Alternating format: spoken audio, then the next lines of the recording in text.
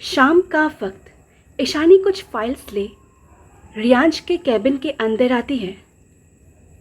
Sir, mister खन्नास की file. वो उन सब फाइल्स को टेबल पर रखती है।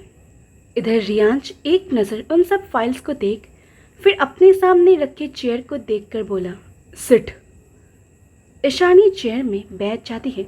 तभी उसकी नज़र टेबल के साइड में रखे अपने कैमरे और ब्रेसलेट पर जाती है। उस ब्रेसलेट और अपने कैमरे को देख ईशानी के अंदर एक डर समा जाता है।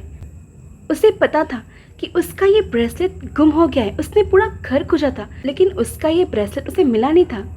उसे लगा कि शायद किसी रास्ते या फिर कहीं गिर गया होगा, लेकिन ये रियांश के पास, मतलब ये ब्रेसलेट उस खंडरनुमा घर में गिरा है। ये सोच कर ही ईशानी का गला मानो सूख गया था।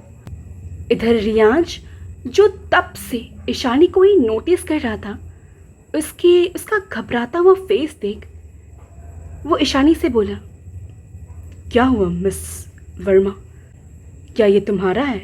ईशानी तुरंत रियांश को देखती है और अपना एक्सप्रेशन नॉर्मल कर लेती है। नहीं सर, ये मेरा नहीं है। लेकिन उसकी आवाज़ डगमगा गई थी, जिसे सुन रियांश की आंखें थोड़ी सी सख्त हो गई थी। कौन हो तुम?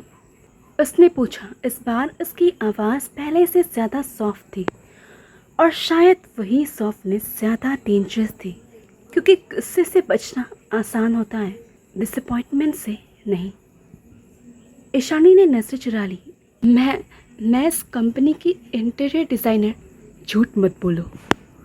रियांश की आवाज़ थोड़ी हैवी हो गई। बस एक बार सच बोल दो। ईशानी का दिल हल्का सा दर्द हुआ, क्योंकि वो पहली बार रियांश की आंखों में कुछ देख रही थी।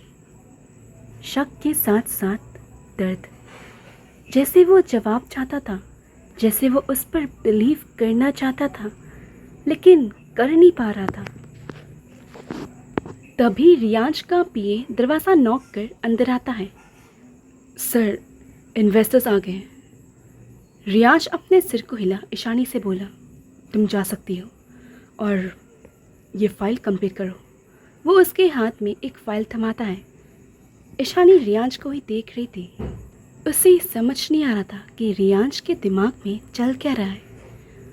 वो उस फाइल को ले अपने सिर को हिला बाहर निकल जाती है। वही रियांश ईशानी को ही देख रहा था। शाम, मुंबई।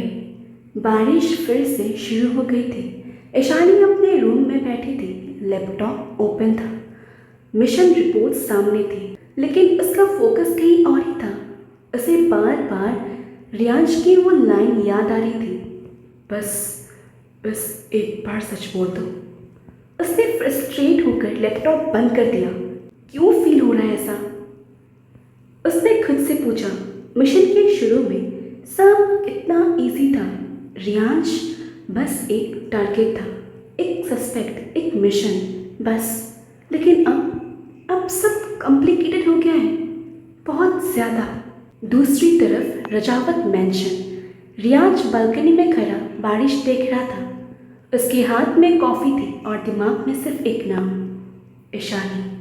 पता नहीं क्यों उसे गुस्सा आना चाहिए था, लेकिन उसे गुस्सा आ नहीं रहा था।